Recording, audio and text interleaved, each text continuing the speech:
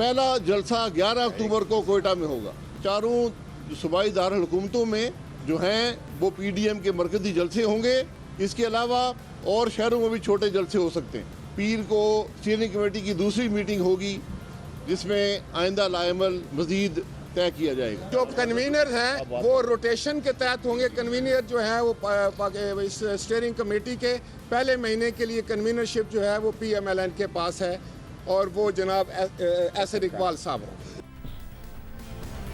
Opposition ने हुकूमत के खिलाफ अपने पहले जलसे का ऐलान कर दिया। 11 अक्टूबर को कोयटा में पाकिस्तान डेमोक्रेटिक मूवमेंट का पहला जलसा होगा, मगर इससे पहले ही नैब की तरफ से अपोजिशन रहनुमाओं की गिरफ्तारियों और तलबियों में तेजी सामने आ रही है। इस वक्त सूरत हाल यह है कि मनी लॉन्ड्रिंग केस में शहबाज शरीफ का 14 रोजा जिस्मानी रिमांड मंजूर हो गया है। उनकी बीवी और बेटी के नाकाबिले जमानत वारंट गिरफ्तारी जारी हो चुके हैं।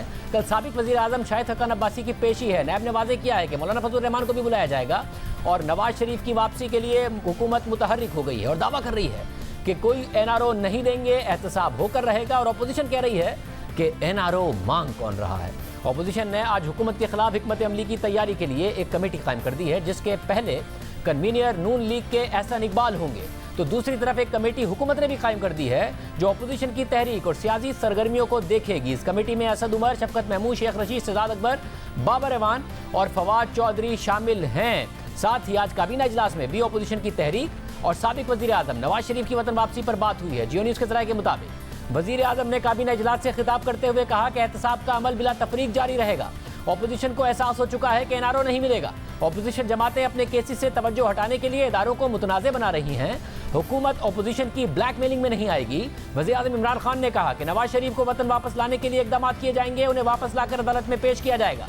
जियो न्यूज़ के ज़राए के मुताबिक आज काबीना इजलास में नवाज शरीफ की वापसी के लिए वज़ारत ख़ारजा और FIA को टास्क सौंप दिया गया है। इजलास में गौर किया गया कि बरतानवी हुकूमत को एक बार फिर खत लिखा जा सकता है। साथ ही नैब की तरफ से अपोजिशन रहनुमाओं की तलबी का सिलसिला जारी है। MD PSO की तैनाती के केस में सिंध हाई कोर्ट से जमानत कबल गिरफ्तारी मिलने के बाद नैब ने अब शाहिद हसन अब्बासी को साबिक MD mineral development corporation Khalid Sajjad खोकर की तैनाती के केस में तलब कर लिया है। नैब ने शाहिद हसन अब्बासी को कल 10 बजे नैब रावलपिंडी ऑफिस में पहुंचने का कहा है। इस हवाले से शाहिद हसन अब्बासी का कहना है कि अगर मुझे कल नैब ने गिरफ्तार कर लिया तो गिरफ्तार हो जाऊंगा, कौन सी कयामत आ जाएगी। आपको भी सर तलब कर लिया गया है। अगर आपको गिरफ्तार कर लिया जाता है कौन संभालेगा? गिरफ्तार हो जाऊंगा, कोई मसला नहीं। क्या बता जाएगी। इस तरह आज पहले यह खबर सामने आई कि नैब खैबर पख्तूनख्वा अपोजिशन के रहनुमा मौलाना फजल रहमान की तलबी से पीछे हट गई है और नैब खैबर पख्तूनख्वा के अफसर का दावा रिपोर्ट हुआ कि मौलाना फजल रहमान को तलब ही नहीं किया गया। फिर उसके बाद नैब इस्लामाबाद की प्रेस रिलीज आई कि नैब ने बाज़ मीडिया रिपोर्ट्स की वजाहत करते हुए कहा कि जमीयत उलमा इस्लाम के सदर मौलाना फजल रहमान के खिलाफ नैब खैबर पख्तूनख्वा में इंक्वायरी जारी है। उन्हें कानून के मुताबिक मौक़िफ़ मालूम करने के लिए नैब खैबर पख्तूनख्वा में बुलाया जाएगा। अभी तक नैब ने यह नहीं बताया कि मौलाना फजल रहमान के खिलाफ किस केस में इंक्वायरी जारी है। इसके अलावा आज नून लीग का बड़ा फैसला सामने आया। आज नून लीग के सेक्रेटरी जनरल एहसन इकबाल ने एक सर्कुलर जारी किया है। नवाज शरीफ की हिदायत पर पार्टी रहनुमाओं की मुसल्लह अफवाज और एजेंसियों से मुलाकातों पर पाबंदी लगा दी गई है। सर्कुलर के मुताबिक मुलाकातें अच्छी नीयत से भी की जाएं तो भी उनसे तनाज़ात जन्म लेते हैं। हम सब जानते हैं कि मखसूस मकासद के हुसूल के लिए इन मुलाकातों को मुंतखब शुदा हिस्सा लीक कर दिया जाता है और सियासतदानों को बदनाम किया जाता है। सर्कुलर के मुताबिक इस सूरत हाल को देखते हुए यह फैसला किया गया है कि मुस्तकबिल में कोई भी पार्टी मेंबर मुसल्लह अफवाज और मुतल्लिका एजेंसियों के किसी अहलकार से नहीं मिलेगा। अगर इस तरह की मुलाकात कौमी सलामती से मुताल्लिक हो या फिर आईनी जिम्मेदारी को पूरा करने के लिए हो तो पार्टी कायद से इजाज़त लेना होगी। सिर्फ यही नहीं, नून लीग ने अपनी सेंट्रल वर्किंग कमेटी और सेंट्रल एग्जीक्यूटिव कमेटी के हंगामी इजलास तलब कर लिए हैं। सेंट्रल एग्जीक्यूटिव कमेटी का इजलास 30 सितंबर को होगा और वर्किंग कमेटी का इजलास 2 अक्टूबर को होगा। इन दोनों इजलासों से नवाज शरीफ वीडियो लिंक के जरिए खिताब करेंगे, यानी नवाज शरीफ मुतहरिक हो गए हैं, अपोजिशन जलसों के जरिए मुतहरिक हो गई है। हुकूमत ने उससे निपटने के लिए कमेटी बना दी है। पीपल्स पार्टी के शरीक चेयरमैन आसिफ जरदारी आए रोज अदालतों के चक्कर लगा रहे हैं। नवाज शरीफ इश्तिहारी हैं, हुकूमत कह रही है कि उन्हें जल्द वापस लाएंगे। शहबाज शरीफ गिरफ्तार हो गए हैं, मौलाना को नैब ने तलब कर लिया है, शहबाज शरीफ को कल तलब कर लिया है। ऐसी सूरत में क्या अपोजिशन अपने जलसों से हुकूमत का कुछ बिगाड़ सकती है और ये सर्कुलर जारी करने की क्या ज़रूरत पेश आई? हमारे साथ मौजूद हैं नून लीग के सेक्रेटरी जनरल एहसन इकबाल साहब, जिन्होंने आज नवाज शरीफ की हिदायत पर सर्कुलर जारी किया। आज बनने वाली अपोजिशन की स्टीयरिंग कमेटी के कन्वीनर भी वो हैं। एहसन इकबाल साहब, बहुत शुक्रिया हमें शो में ज्वाइन करने के लिए। एहसन इकबाल साहब, अपोजिशन के लाएमल के हवाले से बात करूंगा, लेकिन उससे पहले नवाज शरीफ साहब ने ट्वीट करके हिदायत कर दी थी, उसके बावजूद आपने सर्कुलर जारी किया है कि मुसल्लह अफवाज और एजेंसियों से कोई मुलाकात नहीं की जाएगी। क्यों ज़रूरत पेश आई ये सर्कुलर भी जारी करने की? जी बिस्मिल्लाहिर्रहमानिर्रहीम। जैसे कि आपने अभी कहा कि नवाज शरीफ साहब ने एक पॉलिसी गाइडलाइन जारी की थी ट्वीट के ज़रिए, लेकिन उसको फॉर्मलाइज करने के लिए ज़रूरी था कि एक सर्कुलर जारी किया जाता। लिहाजा उनकी उस हदायत को फॉर्मल करने के लिए एक नोटिफिकेशन जारी किया गया है, और ये एक अलमिया है कि इस तरह के नोटिफिकेशन जारी करने पड़ रहे हैं। क्योंकि मैं आपको मिसाल देना चाहूँगा कि कुछ अर्सा पहले हमारी अस्करी क़यादत ने तमाम पार्लिमानी लीडर्स की मीटिंग बुलाई थी सिक्योरिटी और गिलगित बल्तिस्तान के हवाले से, और आपने देखा कि अपोजिशन के जितने रहनुमा थे उन्होंने अपनी कौमी जिम्मेदारी का एहसास किया और किसी जगह कोई एक लफ्ज़ उस मीटिंग के हवाले से नहीं आया। लेकिन बाद में हुकूमती वज़रा ने उस मीटिंग के हवाले से अपने मतलब की बातें लीक करना शुरू की, और अभी भी अपोजिशन ने उस मीटिंग के हवाले से कोई बात नहीं की। क्योंकि उस मीटिंग की जो बातें हैं अगर अपोजिशन भी मुकम्मल तौर पे लीक करे तो शायद हमारे मुल्क के अंदर बदएतमादी और तनाज़ात में बहुत ज़्यादा इजाफा हो जाता। तो ये अपोजिशन जमातों की एक रिस्पॉन्सिबिलिटी है, और हम नहीं चाहते कि ऐसा माहौल पैदा हो कि जिससे हमारे कौमी इदारों के हवाले से बदगुमानियाँ पैदा हों। लिहाजा हमारा दूसरा तजुर्बा DGISPR की वो प्रेस रिलीज थी, जो मैं समझता हूँ कि अनफॉर्चुनेट थी, क्योंकि DGISPR बहुत अच्छी तरह बहुत उन्होंने डिग्निफाइड तरीके से अभी तक कंडक्ट किया है, लेकिन ये एक जो पॉलिटिकल उनकी स्टेटमेंट थी उससे हमें भी थोड़ा शॉक लगा है और हैरानी भी हुई है। तो हम नहीं चाहते कि इस किस्म की मिसअंडरस्टैंडिंग्स पैदा हों। लिहाजा पार्टी ने ये फैसला किया कि इस हदायत को तमाम एहलकारों तक वाज़े तौर पे पहुंचाया जाए, और आइंदा जो भी मीटिंग हो वो पार्टी की आदत के इल्म में हो, ताकि ऐसा ना हो कि उसके हवाले से कोई साइड उसका गलत मफहूम समझ सके या निकाल सके। मगर एहसन इकबाल साहब, अब कल तो मरियम नवाज साहिबा ने वाज़े कहा कि शहबाज शरीफ की एक मुफाहमाना पॉलिसी है, ये उनकी सियासत है। अब ज़रा उस मुफाहमाना सियासत के लिए और पॉलिसी के लिए वो मुलाकातें भी करते हैं, कभी बताकर, कभी अंधेरों में, रात के अंधेरों में भी मुलाकातें करते हैं। इस सर्कुलर का मतलब ये है कि जो शहबाज शरीफ की मुफाहमाना सियासत है उसका बाब मुकम्मल तौर पर बंद हो गया है उनकी गिरफ्तारी के साथ भी, और अगर वो रिहा हो जाएं उसके बाद भी अब नवाज शरीफ और मरियम नवाज का जो बयानिया है उसी पर पार्टी आगे चलेगी। शहबाज शरीफ की मुफाहमाना जो सियासत है उसकी जगह नहीं है पार्टी में।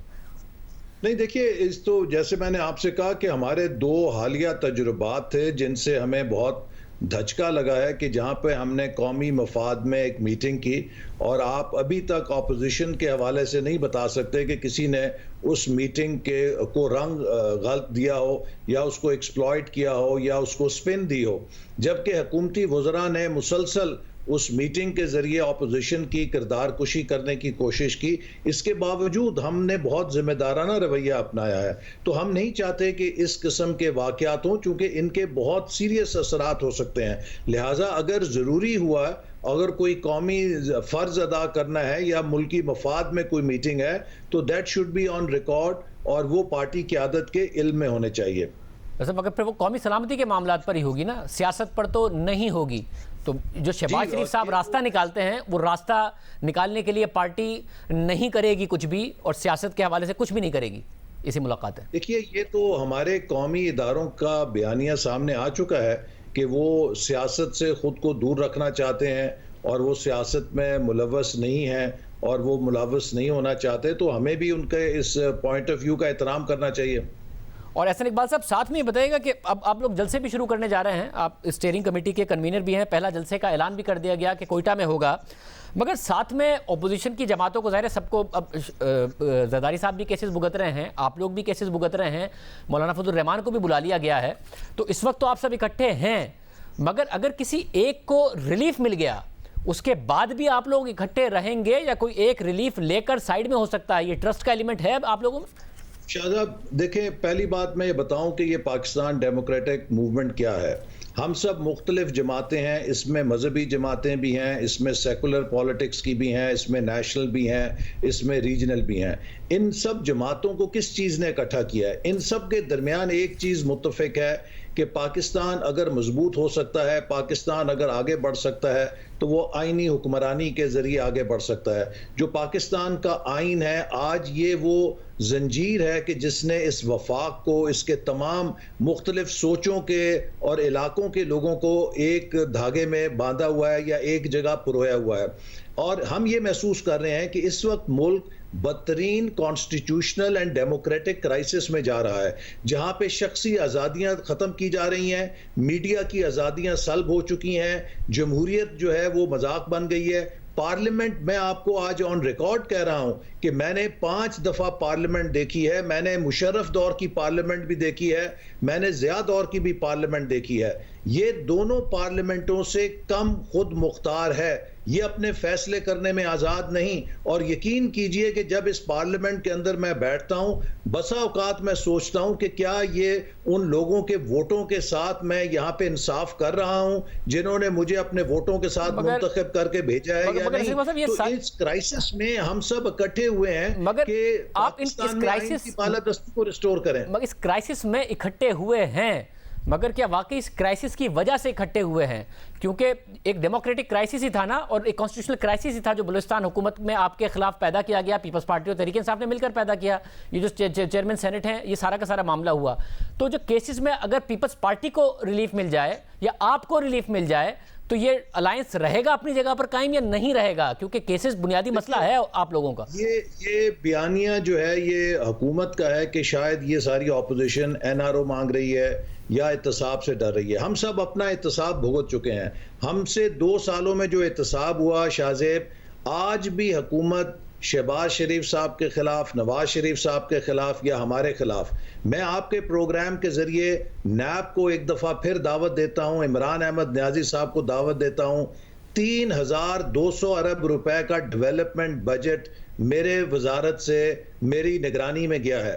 اس 3200 ارب میں سے یہ 32 روپے بھی ثابت کر دیں کہ میں نے کوئی فائنینشیل گین لیا ہے، میں نے کوئی کمیشن کک بیک لیا ہے، میں مجرم ہوں۔ اسی طرح جو نواز شریف صاحب، شہباز شریف صاحب، شاہد خاقان عباسی صاحب، سعد رفیق صاحب، مفتاح اسماعیل اور دیگر ہمارے رہنما ہیں، ان کے خلاف آج تک ایک کیس نہیں ہے کہ انہوں نے سرکاری خزانے سے یہ خرد برد کی ہے، انہوں نے حکومت کے اس کانٹریکٹ یا اس ٹھیکے کے اندر یہ کمیشن لیا ہے۔ یہ سب اختیارات کا ناجائز استعمال، آپ کے والد نے، آپ کے دادا نے جو پراپرٹی لی تھی وہ کیسے لی تھی۔ مگر اسلام صاحب اس سب کے باوجود بھی 2 سالوں میں ناکام ہوئی ہے۔ یہ صرف ایک دھوکہ ہے جو لوگوں کو دے رہے ہیں کہ جی ہم ان کو کرپشن میں پکڑ رہے ہیں۔ کون سی کرپشن ہے؟ 2 سال ہو گئے نا لائے سامنے۔ مگر اس سب کے باوجود بھی آپ جو کیسز کی میرٹ پر سوال اٹھا رہے ہیں، میں اس سوال پر سوال نہیں اٹھا رہا، مگر اس سب کے باوجود بھی آپ کو بھی جیل میں رہنا پڑا، شاہد خان عباسی صاحب کو رہنا پڑا۔ شاہد خان عباسی صاحب کو ایک کیس میں ضمانت قبل از گرفتاری ملی ہے تو دوسرے کیس میں طلب کر لیا گیا ہے۔ ساتھ ہی پیپلز پارٹی کے لیے پھر اپ سائیڈ کیا ہے؟ پیپلز پارٹی کو نظر آ رہا ہے کہ آج اس حکومت کو گرا دیں، کل کو دوبارہ الیکشن ہو جائیں تو انہیں میکسیمم کیا ملنا ہے؟ سندھ کی حکومت ملنی ہے، آپ کے لیے اپ سائیڈ زیادہ ہے، آپ پنجاب کی حکومت کے لیے سوچ سکتے ہیں، مرکز میں حکومت بنانے کا سوچ سکتے ہیں۔ تو پیپلز پارٹی کے لیے اس کے علاوہ کیا اپ سائیڈ ہے کہ انہیں کیسز میں ریلیف مل جائے؟ کیونکہ اس حکومت کو گرا کے انہیں دوبارہ بھی سندھ کی حکومت ملنی ہے، اس کے علاوہ اور کیا ملنا ہے؟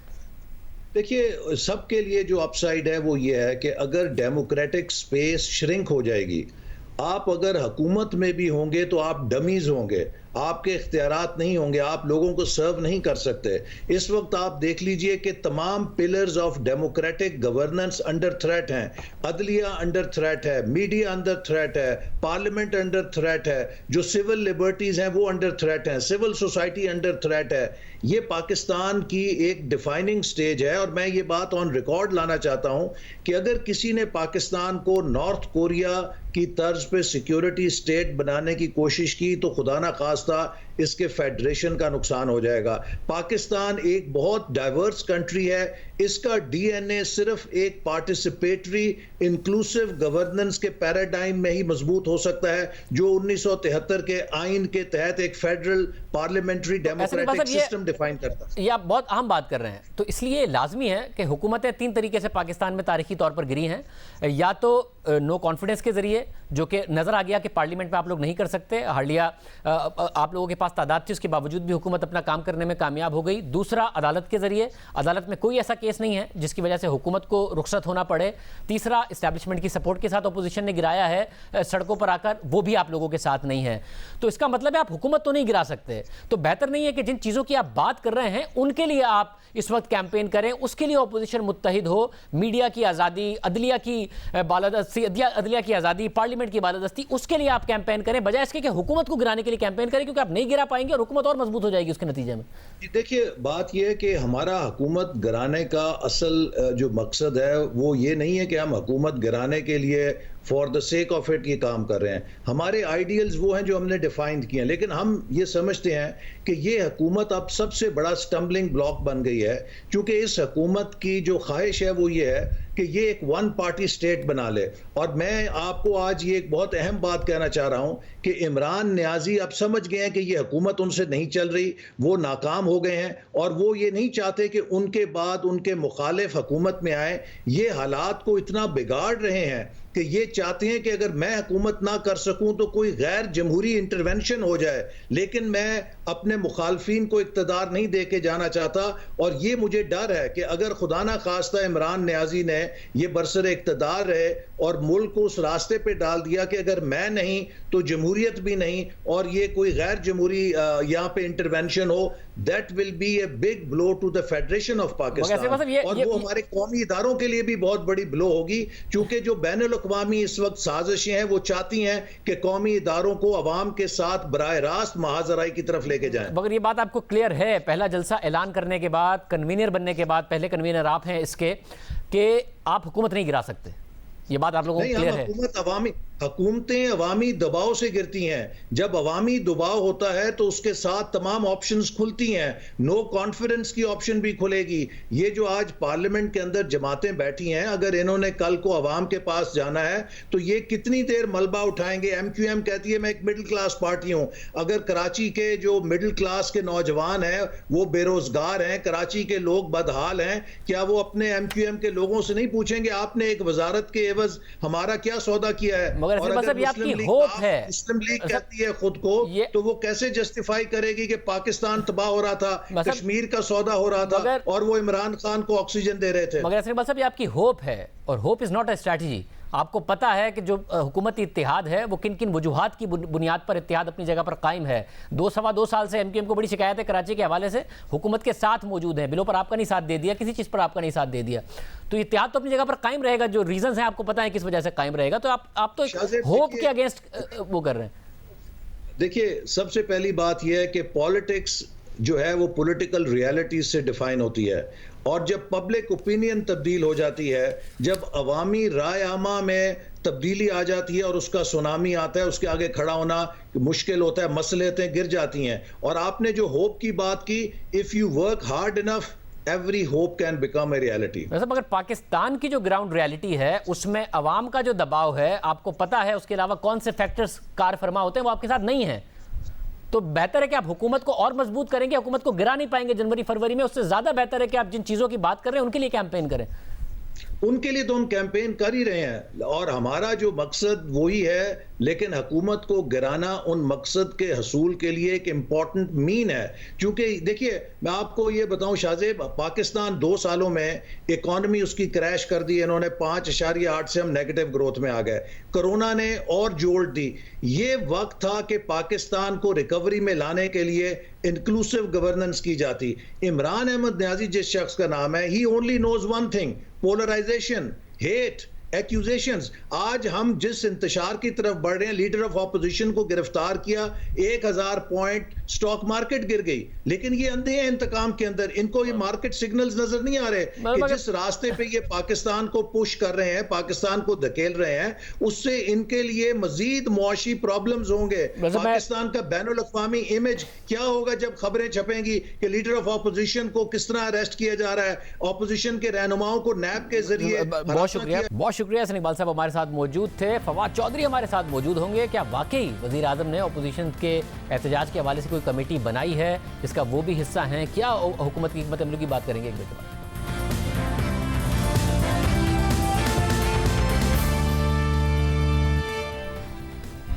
وفاقی وزیر فواد چودھری صاحب ہمارے ساتھ موجود ہیں. فواد چودھری صاحب بہت شکریہ. فواد چودھری صاحب, میڈیا پر خبریں ہیں کہ وزیر اعظم نے کمیٹی بنائی ہے. اسد عمر, شفقت محمود, شیخ رشید, شہزاد اکبر, بابر اعوان, فواد چودھری اور پرویز خٹک اس میں شامل ہیں. آپ لوگوں کو ٹاسک کیا ہے اپوزیشن سے مذاکرات کرنے؟ انہوں نے اپنے جلسوں کا اعلان کر دیا, پہلا کوئٹہ میں ہوگا اکتوبر میں, یا کیا کرنا ہے آپ لوگوں نے؟ دیکھیے, ایسا کوئی کمیٹی اس طرح تو نہیں ہے کہ کوئی کمیٹی کی باقاعدہ کوئی تشکیل ہوئی ہو یا کوئی ایسا.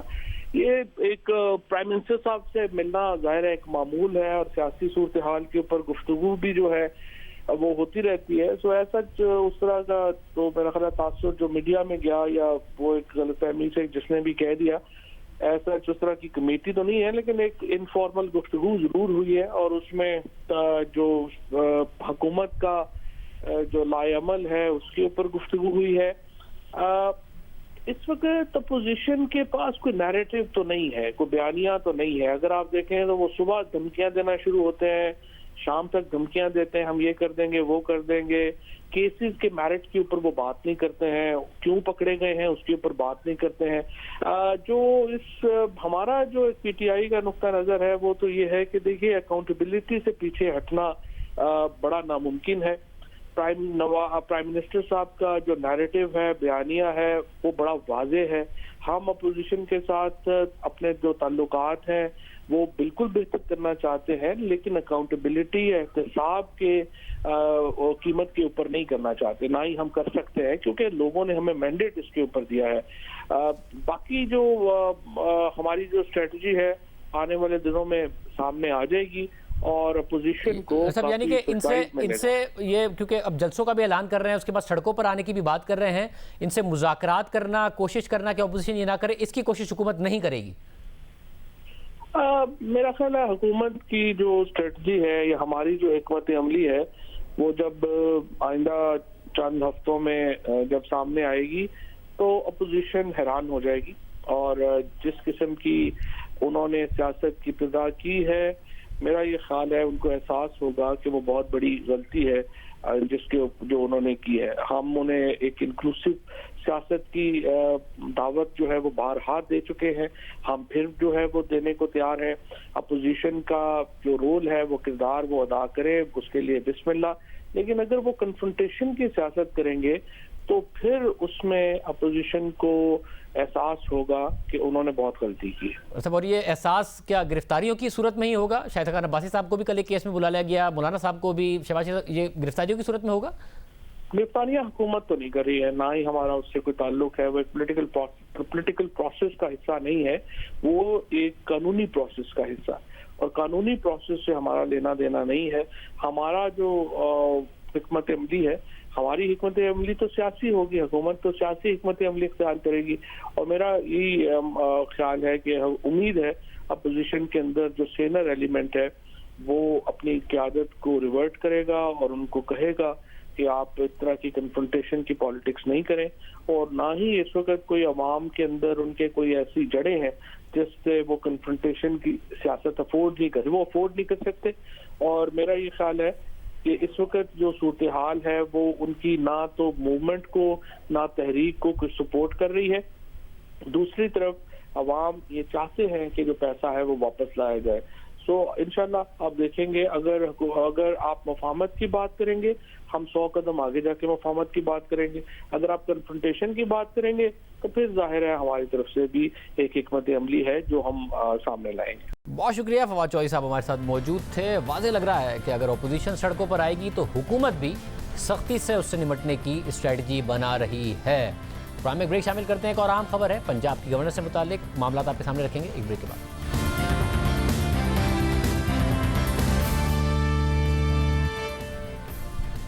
پنجاب میں مسلسل متنازع تقرریوں اور تبادلوں کی خبریں سامنے آ رہی ہیں اور مسلسل پنجاب حکومت کی گورننس پر سوالات اٹھ رہے ہیں. سی سی پی او لاہور کا ہر روز نیا تنازعہ سامنے آ جاتا ہے. سی سی پی او کی متنازع تقرری کے بعد اور ان کے بیانات کے بعد پنجاب میں اب ایک اور متنازع تقرری کی گئی ہے جس کا تعلق آئندہ آنے والے بلدیاتی انتخابات سے جوڑا جا رہا ہے. دا نیوز میں شائع ہونے والی ایڈیٹر انویسٹیگیشن انصار عباسی کی رپورٹ کے مطابق ایک ایسے وقت میں پنجاب میں انتظامی تبدیلیاں ہو رہی ہیں جب سی سی پی او لاہور کی تقرری کا تنازعہ طے نہیں ہوا ہے اور وزیر اعلیٰ پنجاب نے اپنے ایک پسندیدہ افسر طاہر خورشید کو سیکرٹری بلدیات تعینات کر دیا ہے. صرف یہی نہیں, انہیں چیئرمین وزیر اعلیٰ انسپیکشن ٹیم کا اضافی چارج بھی دے دیا گیا ہے. رپورٹ کے مطابق دلچسپ بات یہ ہے کہ وزیر اعلیٰ انسپیکشن ٹیم صوبائی چیف ایگزیکٹو کے ماتحت تمام محکموں کی نگرانی کرتی ہے. سیکرٹری بلدیات کے ماتحت 2 محکمے آتے ہیں. اب وہ ان کی مانیٹرنگ بحیثیت چیئرمین انسپیکشن ٹیم کریں گے اور انسپیکشن ٹیم کو بھی وہی مانیٹر کریں گے. یہاں مفادات کا ٹکراؤ صاف نظر آ رہا ہے. عام طور پر وزیر اعلیٰ انسپیکشن ٹیم کے چیئرمین کو مفادات کے تضاد سے بچنے کے لیے کوئی ایگزیکٹو چارج نہیں دیا جاتا, مگر وزیر اعلیٰ پنجاب نے طاہر خورشید کو اضافی چارج دیا. دلچسپ بات یہ ہے کہ طاہر خورشید وہی افسر ہیں جو آشیانہ ہاؤسنگ اسکیم میں شہباز شریف اور ان کے ساتھیوں کے خلاف نیب کے گواہ بن گئے تھے. دا نیوز کی خبر کے مطابق ذرائع کا کہنا ہے کہ طاہر خورشید تقریباً ہر روز شام کو وزیر اعلیٰ پنجاب سے ملاقات کرتے ہیں. گزشتہ سال جب وزیر اعظم نے نئے چیف سیکرٹری اعظم سلیمان اور آئی جی شعیب دستگیر کو تعینات کیا تھا اور انہیں پنجاب انتظامیہ میں صفائی کا مینڈیٹ دیا تھا, اس وقت طاہر خورشید کو فوری طور پر ہٹا کر سائیڈ لائن کر دیا گیا تھا. بعد میں طاہر خورشید کی واپسی ہوئی اور ایک طاقتور پوزیشن پر آئے جبکہ اعظم سلیمان اور شعیب دستگیر کو ہٹایا جا چکا ہے. خبر کے مطابق اسی دوران اچھی ساکھ رکھنے والے 2 پولیس افسران کو پنجاب سے باہر تعینات کر دیا گیا. اس سے متعلق 3 دن پہلے ڈان اخبار میں بھی ایک خبر شائع ہوئی تھی جس میں بتایا گیا تھا کہ ان 2 افسران کا تبادلہ سیاسی بنیادوں پر ہوا ہے. ایک طرف سیاسی بنیادوں پر تقرریوں اور تعیناتیوں کی خبریں آ رہی ہیں, یہ بھی کہا گیا کہ پنجاب میں سینئر افسران کی کمی ہے. اخبار کے مطابق پنجاب میں ایڈیشنل آئی جیز کی 18 نشستیں ہیں, ان میں سے صرف 13 نشستوں پر افسران تعینات ہیں, یعنی 5 نشستیں خالی ہیں. یہ بھی خبریں ہیں کہ پنجاب حکومت 50 کے قریب پولیس افسران کی حالیہ سرگرمیوں سے خوش نہیں تھی کیونکہ انہوں نے سی پی او آفس میں اجلاس بلایا تھا اور سی سی پی او لاہور عمر شیخ کی تقرری کے خلاف ناراضی کا اظہار کیا تھا. ان افسران نے سی سی پی او کے خلاف ایک مسودہ بھی تیار کیا تھا اور سابق آئی جی پولیس شعیب دستگیر کی حمایت کا اعلان کیا تھا. پنجاب پولیس میں بے چینی ہے. وہ افسران جنہوں نے سی سی پی او لاہور کی مخالفت کی, حکومت ان سے خوش نہیں ہے. سی سی پی او سے متعلق مسلسل تنازعات سامنے آ رہے ہیں. آج اسلام آباد ہائی کورٹ نے ان کی اور دیگر بیوروکریٹس کی پروموشن بورڈ کے خلاف درخواست مسترد کر دی ہے اور کہا ہے کہ سول سرونٹ پروموشن رولز 2019 درست انداز میں فریم کیے گئے. سینٹرل سلیکشن بورڈ کی پروموشن سے متعلق سفارشات غیر جانبدارانہ اور غیر متعصب ہیں. پروموشن بورڈ نے سی سی پی او لاہور عمر شیخ کی 20 سے 21 گریڈ میں تقرری کی مخالفت کی تھی. سی سی پی او لاہور عمر شیخ کو اس حکومت نے 20 سے 21 گریڈ میں ترقی نہیں دی اور بعد میں سی سی پی او لاہور لگا دیا. انہوں نے آئی جی کے خلاف بات کی اور آئی جی نے انکوائری کا مطالبہ کیا تو آئی جی کو ہٹا دیا. انہوں نے موٹر وے واقعے کے بعد وکٹم بلیمنگ کی مگر ان کا دفاع کیا گیا. انٹیلیجنس بیورو نے بھی عمر شیخ کے حوالے سے اپنی رپورٹ میں ان پر اخلاقی اور مالی کرپشن کے الزامات لگائے تھے مگر اس کے باوجود انہیں ترقی نہیں دی مگر سی سی پی او لاہور لگا دیا گیا. پروگرام میں ایک بریک شامل کرتے ہیں.